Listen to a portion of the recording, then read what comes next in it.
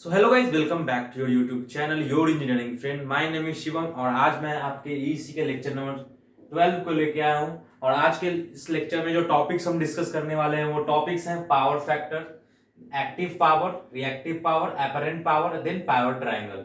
सो ये बेसिकली आपके unit number second का लास्ट टॉपिक है। इन टॉपिक्स को खत्म करने के बाद हम लेक्चर नंबर 13 से आगे के यूनिट्स को स्टार्ट करेंगे, मींस यूनिट नंबर थर्ड को स्टार्ट करेंगे। ओके, तो ये टॉपिक्स आपके यूनिट नंबर सेकेंड के लास्ट के टॉपिक्स हैं। तो आज के इस लेक्चर में हम इन सब टॉपिक्स को देखने वाले हैं वन बाय वन की पावर क्या होता है, एक्टिव पावर क्या है, रिएक्टिव पावर क्या है। तो इन सभी चीजों को आज हम क्लियर करेंगे आज के इस लेक्चर में। ओके, तो इससे प्रीवियस लेक्चर में मैंने आपको जो भी कंपोनेंट्स थे, मींस आपके एसी फंडामेंटल्स में जितने भी सिलेबस के यूनिट के टॉपिक्स थे, लाइक कैसे रेजिस्टर हम यूज करते हैं किसी सर्किट में, इंडक्टर कैसे यूज करते हैं, कैपेसिटर कैसे यूज करते हैं, देन फेज एंगल क्या होता है, फेज डिफरेंस क्या होता है, वो सभी चीजें मैंने कवर किया है प्रीवियस लेक्चर में। तो अगर आपने प्रीवियस लेक्चर अभी तक नहीं देखा है तो वो अभी जाके जरूर देखें, क्योंकि अगर आपको प्रीवियस लेक्चर कंप्लीट रहेगा, मींस आप प्रीवियस लेक्चर को गो थ्रू कर लोगे तो आपको ये सब कॉन्सेप्ट आसानी से समझ में आने वाले हैं। ओके, और एक इंफॉर्मेशन मैं आप लोगों को देना चाहूंगा, क्योंकि जैसा कि आप लोगों को मालूम है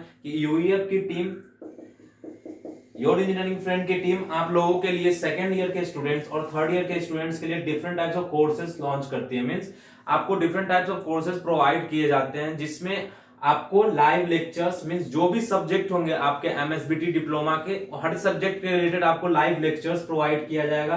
then assignments, question bank, previous year question, means जितने भी मटेरियल्स आपको रिक्वायर्ड होंगे आपके एग्जामिनेशन के लिए, जो कि आपको हेल्प करेगा 90 प्लस स्कोर करने। मींस अगर आप इस कोर्स से ज्वाइन करते हो, इस कोर्स में, तो आप इजीली 90 प्लस स्कोर कर सकते हो। जैसा कि आप लोगों को मालूम है कि जब भी आप डिप्लोमा के बाद पास आउट करोगे तो आप अगर इंजीनियरिंग करना चाहते हो तो एक बेटर कॉलेज पाने के लिए आपको 90 प्लस स्कोर करना इंपॉर्टेंट है। ओके, तो इन सब चीजों को प्रोवाइड करने के लिए यूईएफ की टीम ने आपके लिए डिफरेंट डिफरेंट कोर्सेज लॉन्च किए हैं, सेकेंड ईयर के स्टूडेंट्स के लिए और थर्ड ईयर के स्टूडेंट्स के लिए। तो जो स्टूडेंट्स अभी फर्स्ट ईयर में है वो अगर चाहते हैं कि सेकेंड ईयर और थर्ड ईयर के कोर्सेज में ज्वाइन करने का, तो इस चैनल के डिस्क्रिप्शन में उन्हें एक गूगल फॉर्म का लिंक मिलेगा, जहां पे जाके वो अपने डिटेल्स फिल कर सकते हैं, जिससे कि हमारी टीम आपके साथ कांटेक्ट करके जो भी आपकी क्वेरीज होगी उन सभी क्वेरीज को क्लियर करेगी। ओके, सो आप एक बेटर वे में अपने एग्जाम की प्रिपरेशन कर सकते हो।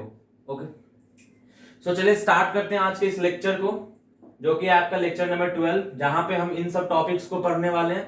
तो सबसे फर्स्ट टॉपिक है आपका लेक्चर नंबर 12 का, वो है पावर फैक्टर।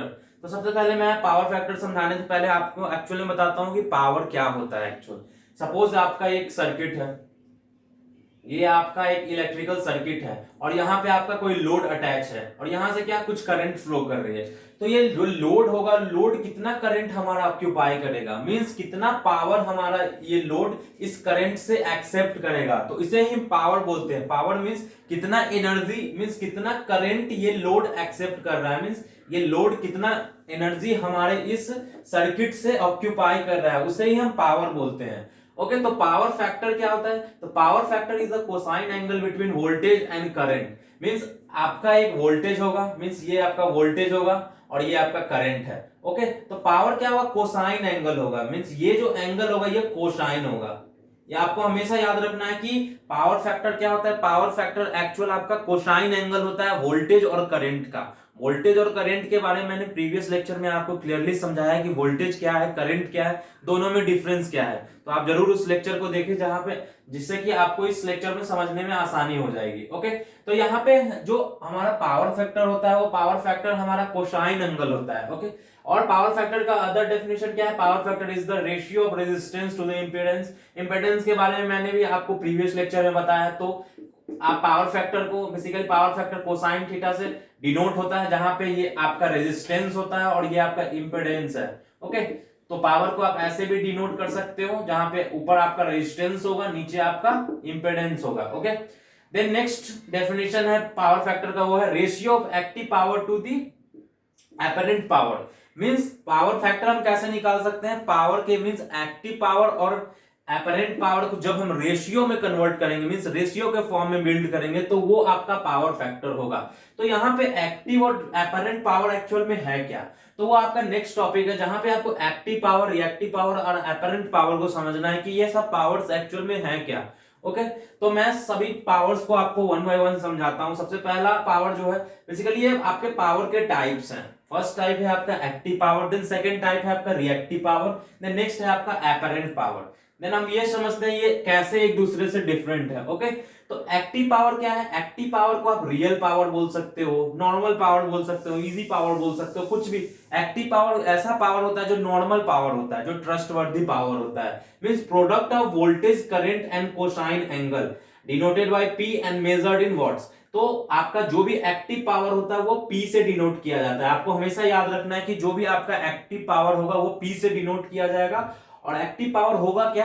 ये तीन चीज का प्रोडक्ट होगा। मीन तीन चीज जो आपके हैं, यहाँ पे वोल्टेज है, आपका करंट है और आपका कॉस थीटा है। मींस कॉस एंगल, वोल्टेज और करंट। जब आप वोल्टेज को लोगे, मींस जब आप प्रोडक्ट का टास्क परफॉर्म करोगे, मींस वोल्टेज के साथ आप करंट को प्रोडक्ट करोगे, मींस मल्टीप्लाई करोगे, देन आई करंट के साथ अगर आपको कॉस थीटा को अप्लाई करोगे, मींस कॉस एंगल को अप्लाई करोगे, जो कि ये एंगल होता था, ये आपका वोल्टेज होता था, आई करंट होता था और कॉस एंगल होता था बेसिकली, जो कि आपके वोल्टेज और करंट के बीच में स्टैब्लिश होता था। ओके, तो जब भी आपको एक्टिव पावर के बारे में पूछा जाए तो वहां पे आप डायरेक्टली लिख सकते हो कि एक्टिव पावर नथिंग बट क्या है? आपके वोल्टेज, करंट और कॉस थीटा का तीनों का प्रोडक्ट है, मींस तीनों का मल्टीप्लीकेशन है। ओके, और इसे हम डिनोट किससे करते हैं? इसे हम डिनोट P की हेल्प से करते हैं। P सिंबल से हम एक्टिव पावर को डिनोट करते हैं और इसे मेजर वॉट्स में किया जाता है। पावर, जब भी एक्टिव पावर के बारे में आपको पूछा जाए तो आपको इन सब टॉपिक्स के बारे में जरूर लिखना है कि एक्टिव पावर को मेजर किस चीज में किया जाता है, देन एक्टिव पावर को रिप्रेजेंट किस सिंबल से किया जाता है, और एक्टिव पावर का ये बेसिक फॉर्मूला आपको हमेशा याद रखना है। ओके, द नेक्स्ट पावर है आपका reactive power. Reactive power, active power में एक्चुअल डिफरेंस क्या है? एक्टिव पावर एक ऐसा पावर होता है जिसे हम यूज कर पाते हैं अपने लोड से। मींस अगर आपका ये सर्किट है, यहाँ पे कोई लोड अटैच है, तो अगर किसी लोड ने आपके सर्किट के करंट को यूज किया तो वो आपका एक्टिव पावर होगा। मींस वो एक्चुअल पावर है उस सर्किट से ले रहा है, मींस सर्किट से यूज कर रहा है actual power. But reactive power क्या होता है? एक ऐसा पावर होता है जो यूजलेस होता है, जो किसी काम का नहीं होता है। रिएक्टिव पावर हमारा बस वो मूवमेंट परफॉर्म करता है, मींस वो बस आपके सर्किट में मूव करेगा, बट उस पावर को आप यूज नहीं कर पाओगे। वो power as it is circuit में बस आपके फ्लो करते रहेगा, आप उस पावर को यूज नहीं कर पाते हो। तो रिएक्टिव पावर को किस सिंबल से रिप्रेजेंट करते हैं? तो रिएक्टिव पावर को रिप्रेजेंट करने का सिंबल है Q।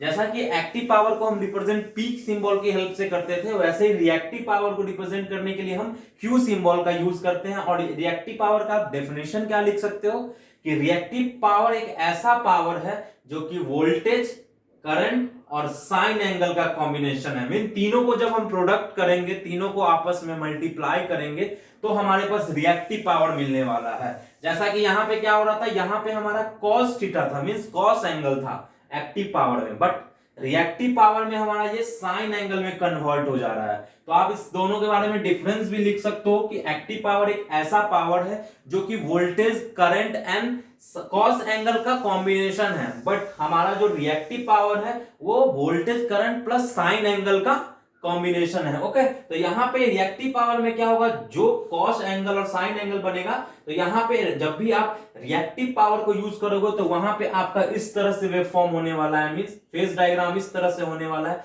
जहां पे आपका वोल्टेज होगा, करंट होगा और ये आपका साइन एंगल होगा।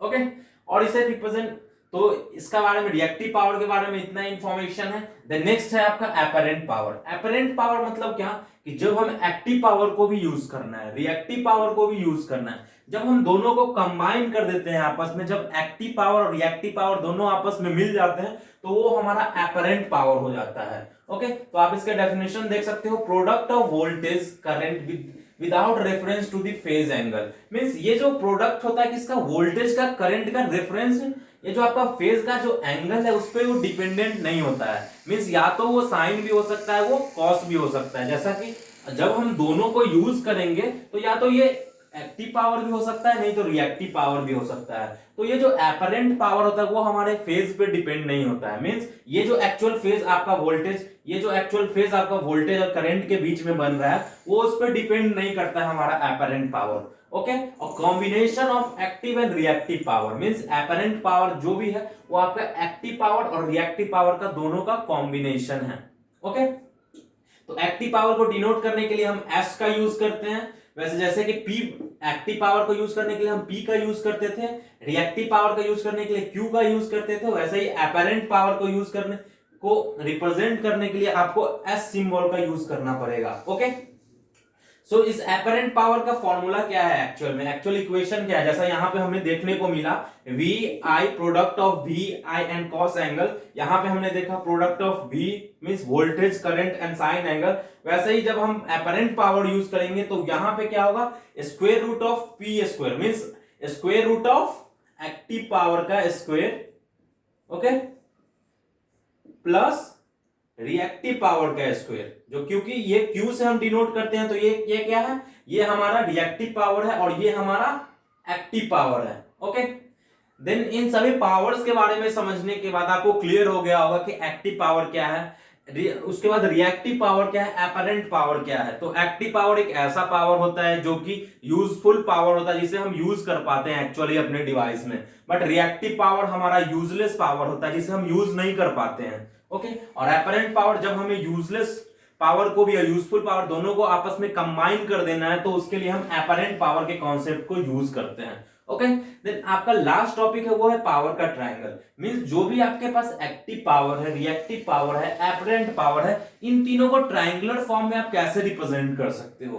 तो इसको रिप्रेजेंट करने के लिए आपको इस डायग्राम को समझना होगा, जहां पे जो आपका बेस होता है वो आपका एक्टिव पावर होता है।